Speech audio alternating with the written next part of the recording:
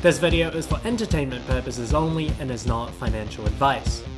Hey guys, welcome back to another video. My name is Josh. In today's video, I wanted to talk about Meta platforms and why I recently added more to my position. I'll talk about why I'm still bullish on this stock, and I'll also show you my intrinsic value calculation for Facebook, as well as what the market is currently pricing Facebook as at the current share price.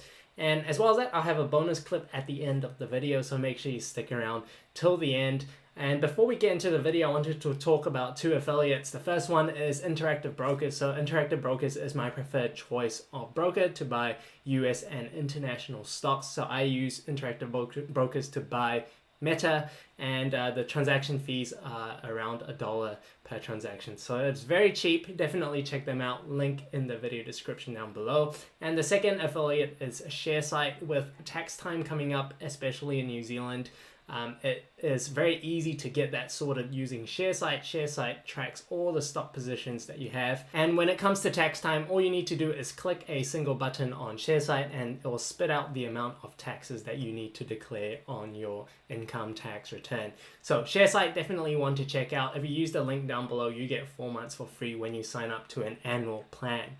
And as always, none of this is financial advice, purely for entertainment and educational purposes only. With that out of the way, let's get right into the video. As you can see, Facebook, using yesterday's closing price, it closed at $216.54 per share, and over the past year, it's down 20.85%. Now, you might have remembered this drop over here was after they released their Q4 earnings, and the stock sold down about 25% then. And since then, it's dropped down even more. So let's talk about the headwinds very quickly. First one is increased competition from TikTok. So that's taken away some of the user engagement on their platforms. There's the first quarterly decline in daily active users for Facebook apps. So that includes Facebook and Messenger.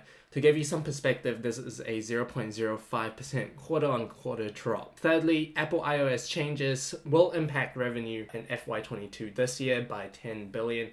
So Apple iOS changes does two things. First, it reduces the targetability of some ads. And secondly, it makes it harder for advertisers to track the ROI on their ad campaigns. So they don't know whether they're getting a good return on their investment because ads are harder to track.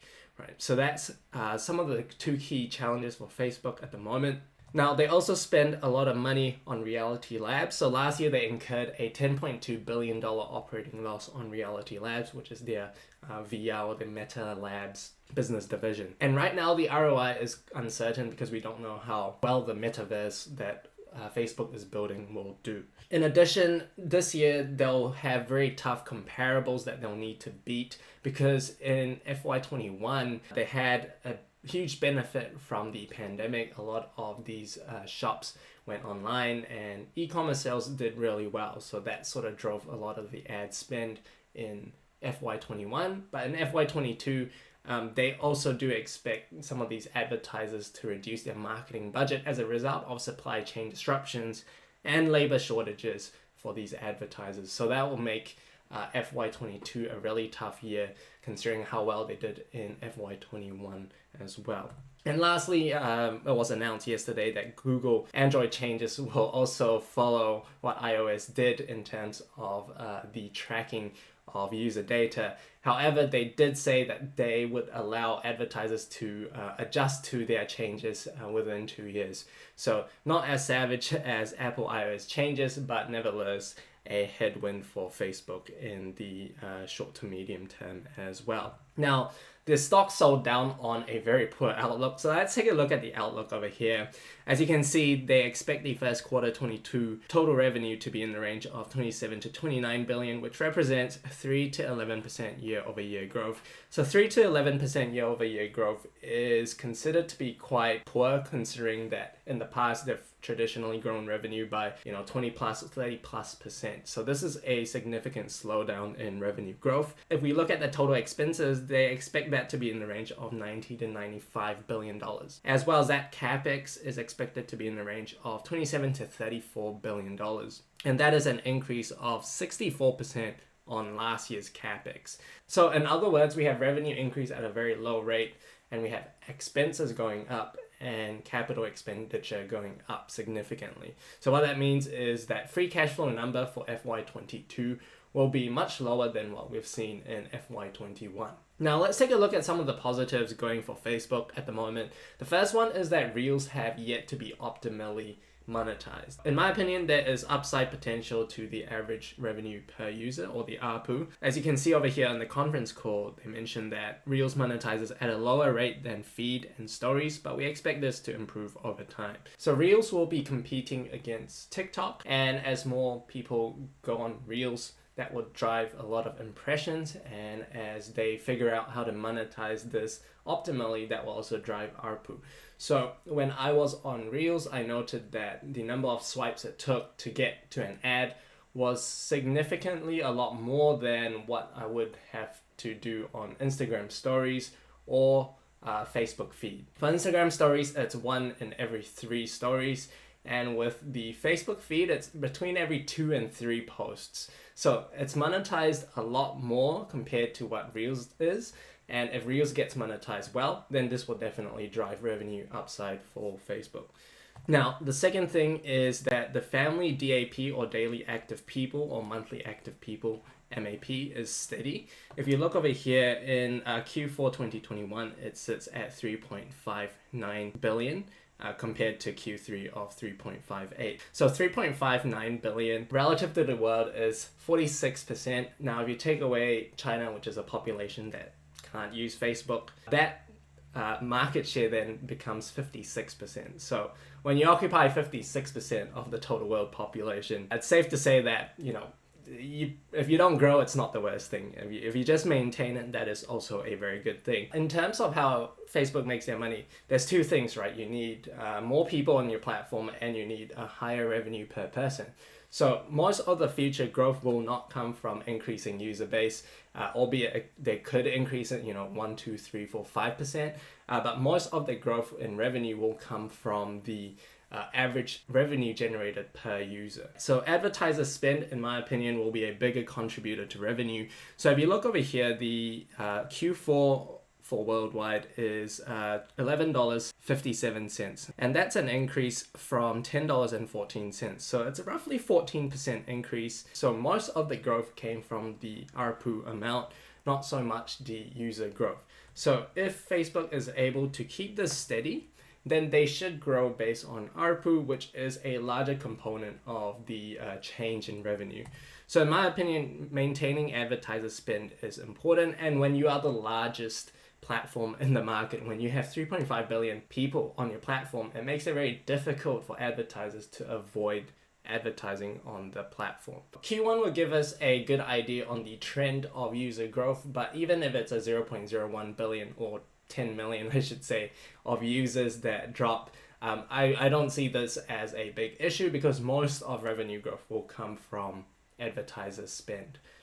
So next we have their investment in AI, which means that they rely less on data. On the conference call, management did say that AI is one of the areas where they've routinely seen stronger returns on their investments over time than they've expected, and enables Facebook to deliver better ads to people while using less data. It's meaningfully improved the relevance of Reels and overall content ranking in general, and it plays a big role in our commerce efforts. So I'll touch on commerce efforts later on, but AI will also play a significant role in building the metaverse.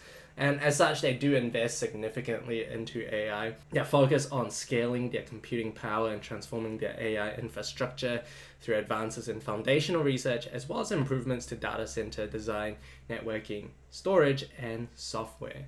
So with investment in AI, they would enable better ad targeting while using less data, which means that this is sort of a solution to the iOS 14 problems and soon to come Google problems as well. So Facebook investment in AI could be a potential source of upside for their ARPU. So there's a few wildcards that could provide meaningful upside to the stock.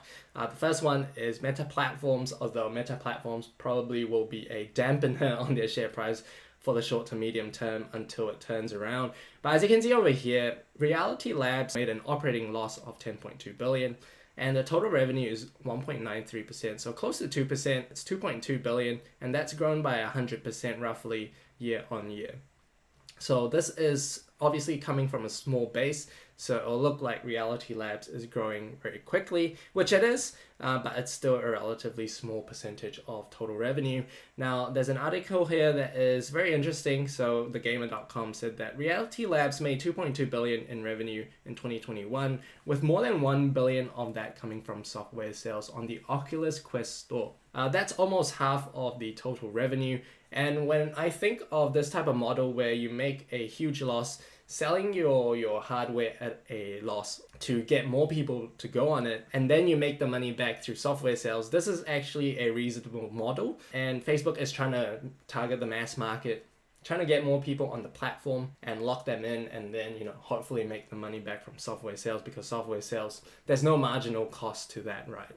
So this is a model that I've seen with Square, for example. They sell their Square hardware terminals at a loss, but then they make their money back through the transaction fees that they charge to the customers who transact on their hardware. Now, if you look at the market share, they occupied 75% of the market in Q1 of 2021, whereas in 2020 that was 34%. So Facebook is making a huge push in getting that dominant market share. Now, there's more wildcards as well, that is shops. So you can sell on Facebook, Instagram, or both. At the moment, that's not really monetized significantly yet. There was an analyst that estimated Q3 earnings from shops to be around 200 to 300 million per quarter. So that makes up roughly $1 billion in revenue for that year, if his estimates are correct. So 1 billion is still a relatively small percent of the total revenue, but this could potentially provide significant upside given that there's already 3.5 billion users on their platforms, and they could easily leverage that user base to monetize shops. So from a financial perspective, Facebook has strong financials with undemanding valuation. So Facebook has a net cash position of $33.5 billion. This is after paying off all their debts. That represents about 5.6% of their market capitalization. And in FY22, the average analyst forecast for free cash flow yields about 4.5%, even after an estimated $30 billion in capex. Now, if we look at their price to earnings ratio, they're currently trading at 17.2 times, and that is significantly lower than the mean of 24.77 times over the past 3 years. A 17.2 times PE ratio is undemanding considering that over the next 5 years, analysts have forecasted their EPS to grow at about 11.6% CAGR. And I think this is easily achievable based on the industry growth rate of about 9% over the next few years. And the extra 2% could easily be achieved by Meta buying back some shares. So now let's move on to my intrinsic value calculator, where I show you how much I think Facebook is worth. So when you're calculating the fair value of a business, you usually insert some growth rates based on how well you think the company will grow. In this model over here, I assume that Facebook doesn't grow very much, right? Because this is a no growth company. So for the growth rate from year 0 to year 3, what I used was the analyst forecast, because remember, free cash flow is expected to drop significantly from last year's free cash flow. So as you can see over here, there's a huge drop off of about $13 billion from last year, but then it recovers subsequently in 2023 to 36 billion and then 44 billion in 2024. Over the 3 years, it only grows by roughly 10%. So in my opinion, that's quite conservative. And then subsequently, I used a growth rate of 5% in this case to grow that free cash flow, and up to 2031. So that's 10 years out. As well as that, I use a terminal multiple of 12.5. So the way I came up with this terminal multiple for a no growth company is using Ben Graham's PE formula. So his PE formula suggests that the PE you should pay for a company is 8.5 plus 2 times the growth rate. So this is a very rough calculation. I'm not saying this is a hard and fast rule, but it just gives you some idea on what to pay for a company. So G is the growth rate from year 7 to year 10. So that's sort of like the long-term growth rate. So assuming that the long-term growth rate is 2%, which is roughly the rate of targeted inflation. So that means if G is 2, then this PE should be 12.5, which is what I've got over here. Another way that you can calculate a PE ratio is to use this formula over here, which is derived from the dividend growth formula. So this formula is very easy. If it's a no growth company, you just take 1 divided by the cost of equity to calculate how much you should pay on a PE ratio basis. So I got the cost of equity from a website for meta platforms. That's roughly 8.02. So if I round it down to 8, and I take 1 divided by 8%, that is also 12.5. So coincidentally, those two numbers came to the same number. So I'm very comfortable using 12.5 as a terminal multiple for a no growth company. So with these assumptions, the enterprise value that I get is $213 per share. If I add in the net cash position of the company, then the equity value per share is $225. So that represents an upside of 4%. So in my opinion, this is a no growth scenario.